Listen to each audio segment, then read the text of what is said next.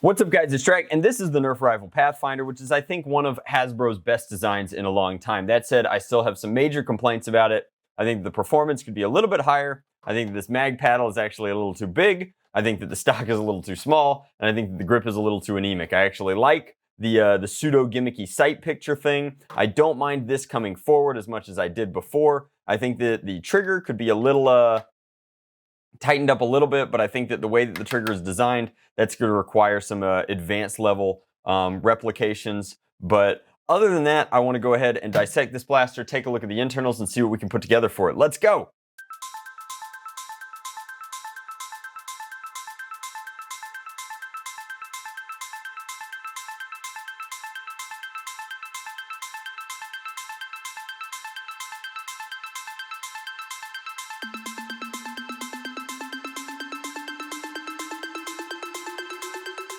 I just want to make a note here for those of you at home that some of the screws, as I've been working through this between the jump cuts, have stripped out. I think that they're definitely pretty soft. They're certainly not like, you know, high quality screws. These are zinc. They're definitely a little squishy, and I would be very cautious in removing them. Just be very precise.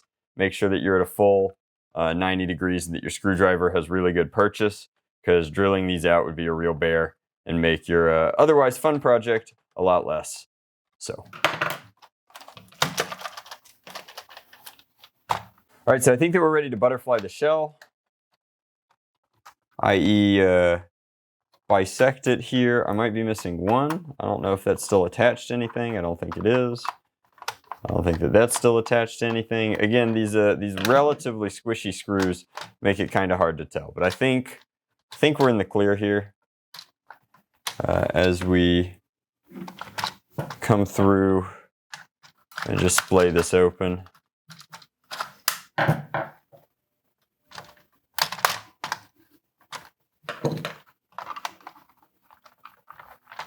Nope.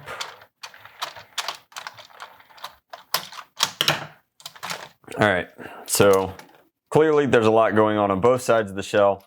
You guys can see that these pieces that hold the sights in are separate, and then if we look at this side of the shell explicitly, you can tell that there's like I said, a lot going on. The shell, rather than painting, Hasbro's opted for the significantly cheaper option of getting their color selection through clipping together different injection molded pieces. This both makes the molds themselves smaller and simpler, and it saves them money on paint. So we should be able to separate them. And again, I've mentioned this in videos in the past.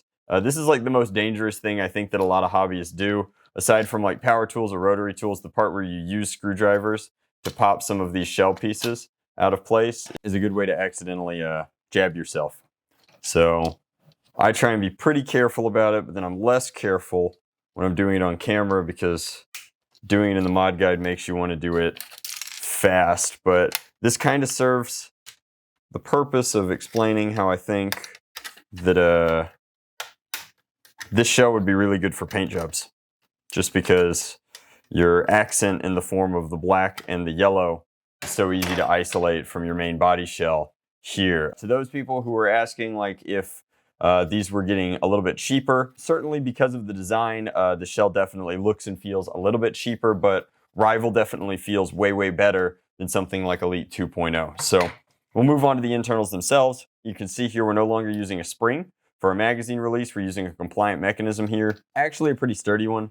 And then we've got the release itself, which appears to be a pretty simple part. We should be able to whip something better up for that in no time flat. Then we've got the mechanism itself, which is not attached to the barrel. So our quote-unquote optimized barrel is just that. It's not optimized at all, right? You've got the barrel itself, this hollow tube, and then this piece down here, which serves the purpose of kind of accenting off that barrel. Then you've got the trigger. The trigger is a little bit sloppy. I've mentioned that before, and I think that the reason that the trigger is a little bit sloppy is because it's just got a lot of travel before it ever engages back here. And you can see that at rest, it's got a full, you know, half compression before it engages anything, and then it engages the catch mechanism. So let's go ahead and pull the trigger out, set that aside with its spring, and then we're going to take a look. I guess this is our entire sight mechanism, which would probably come off as one piece. The nuts and bolts of the blaster are, of course, the breech system.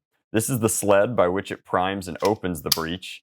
You can see there. Then you've got the standard Rival sort of breech inside here, where the balls are held in place with, again, compliant mechanisms on the side, here and here. And then this is our spring. And I think that it's quite possible, quite reasonable, that while the spring itself is of a proprietary size, we might be able to find a replacement in our arsenal that'll improve the overall performance of the blaster. Other than that, I think we've got some ergonomic things to take care of. This slot here poses a lot of promise in the stock department.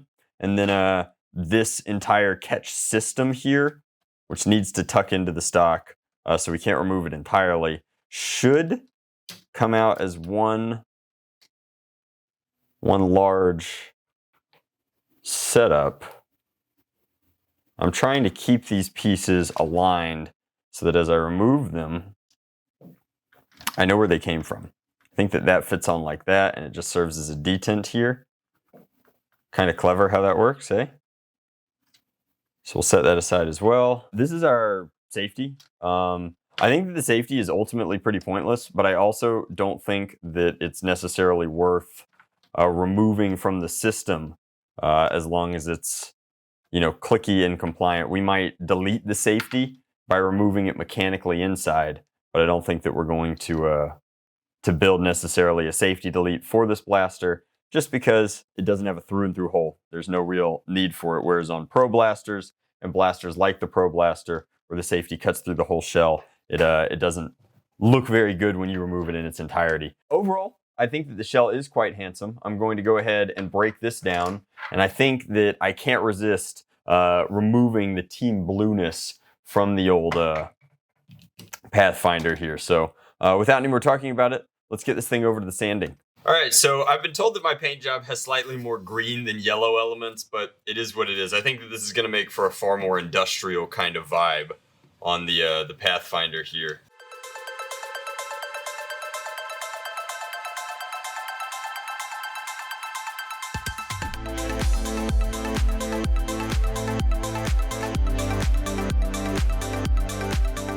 If you take as long to put this back together as I did, you're going to wind up hopefully less confounded, but a lot of the stuff up front goes back together like a puzzle piece, and I guess you guys will have this video to go back and watch so that you can find all of the instructions. But effectively, the ported thing covers the translucent thing, and everything about the muzzle device is kind of sandwiched in between, so that's pretty close.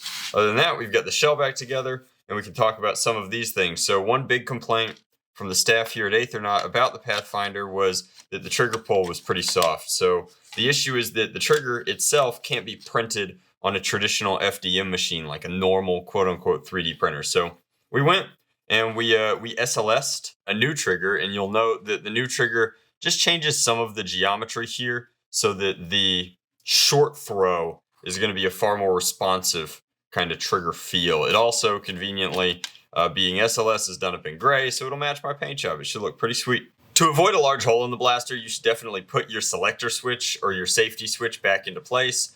Then you can kind of see how this bit here, when installed properly, holds the trigger back. However, I don't really want a safety switch in mine, and it's compliant enough with the shell itself that I think that I can omit this piece entirely in my guide. After playing with a litany of different springs, we decided that the stock spring and catch system was pretty powerful, and that's the way that a lot of these modern Rival blasters go, is they're torqued out pretty good.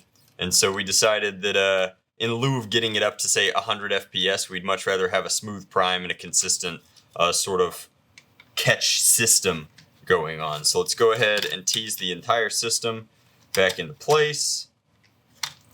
There's luckily a hole here that lets you know that you're in the right place there, and then this guy's going to go back here. Just a fun fact, since we're modding things and talking shop, you can see here very clearly where Hasbro cheaped out. There should be a screw here to hold the system closed at all times. Instead, they're relying on the shell to hold it closed. And because of that, when you're messing with it, it has this bad habit of bowing out. It's just very agitating. It's not necessarily a bad thing. It's just, it would have cost very little to make a slightly better product. So like I said, once the plunger system is in here, you got to be careful to make sure that your detent goes in the right place. Otherwise, it'll push the whole system out. We've determined that the stock power level of this system is actually just fine. Taking Rival up much past 100 receives marginal benefits and puts a lot more stress on the system itself. So the compliant mechanism for the magazine release here leads to an interesting situation where the mechanism means no spring means tight spaces, and then this is neither a short throw nor an easy to reach sort of mag release, so we went ahead and we designed both. So we've created sort of a uniform kind of industrially designed short throw if that's more your jam, but I wanted to try this one out. This is a kind of one that'll reach so that you can always use your off finger to drop your magazine, as it were. So I'm going to go ahead and install that one, like so.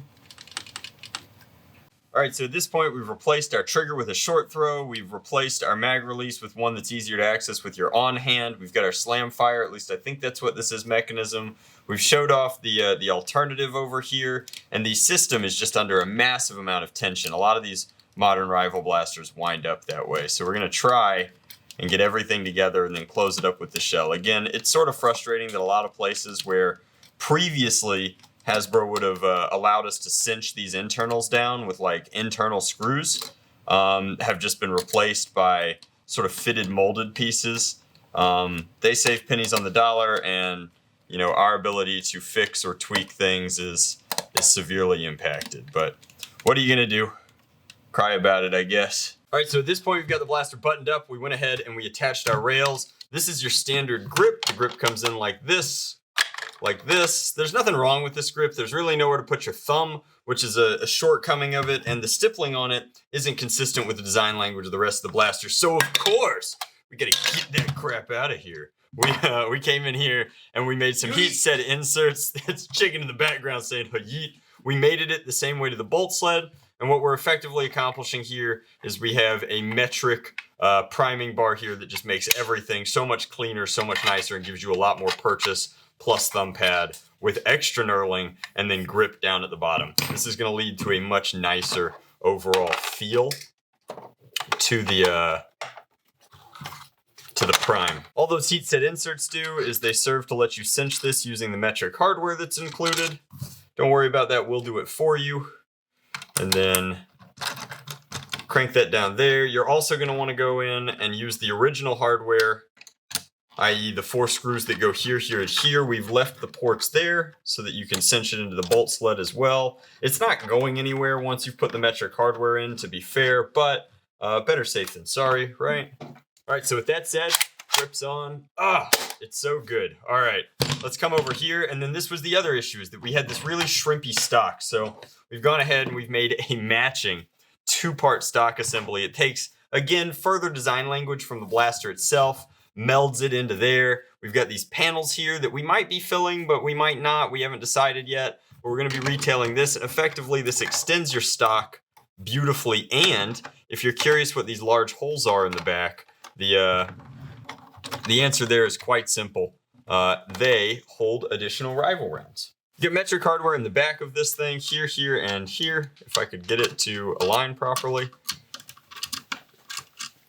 And then that just serves to close the stock by adding metric hardware on the other side. You should be able to see that the stock will start tightening in on itself. But overall, between the additional storage and the additional length to the stock, it adds a huge degree of ergonomic comfort, a little aesthetic pop of color in the back here, and additional function in the form of holding more rounds. I really like the Pathfinder, and I think that with our kit, it becomes a far more viable primary class option. Let's take it outside and show you what we got. All right, so we wanted to come out here and show you guys our Pathfinder kit. I still need to come up with a good name for it, but a pretty sweet overall improvement. Just ergonomically, that fits so much tighter, so much better, and the clamshell couldn't be cleaner.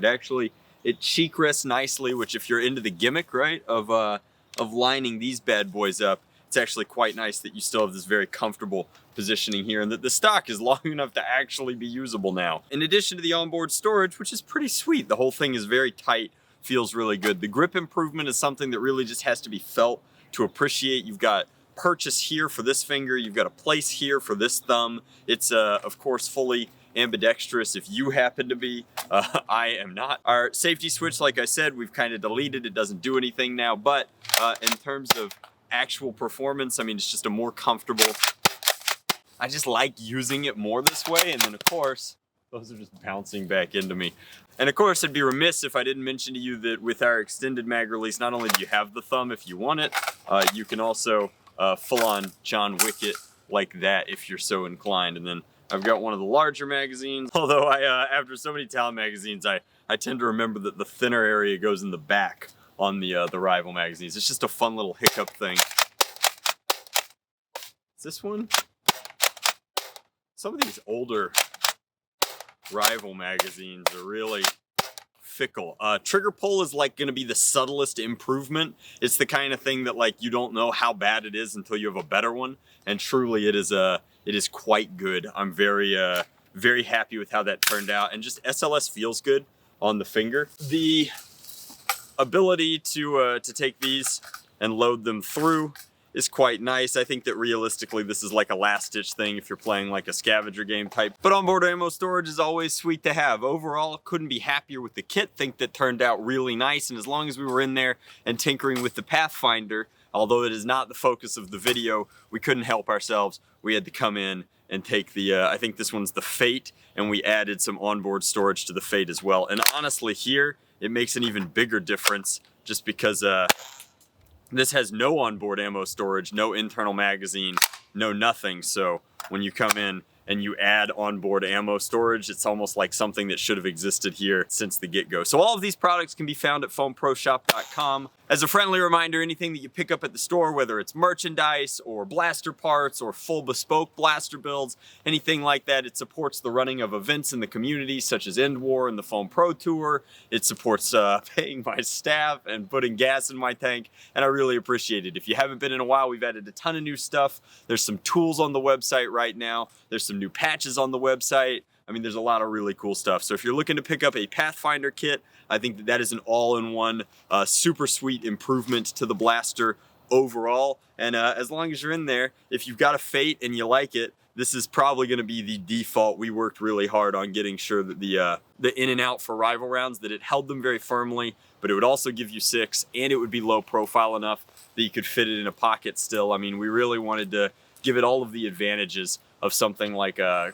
Chronos / single shot kind of hybrid thing, and I think that we accomplished that very nicely. So if this one's as popular as I think it's going to be, this is going to be an essential upgrade. And if you dig pump action Rival, I think that this improves your quality of life in every way with the Pathfinder. Thank you guys so much for watching. Thank you for checking out the web store. Thanks for supporting the channel. Don't forget to like, comment, subscribe. Let me know what you think of these things. I mean, we worked pretty hard on getting this content out to you as soon as we could for these products that we tried to get as soon as we could so that we could review them for you and you could make the most educated purchasing decision, not just in regards to what these blasters do stock, but also in regards to what we believe the potential of them is. Jinx literally just got outside of my fence. I forget sometimes how small she is, so with that, I'm gonna end the video. But look at this, look at her. She's on the other side.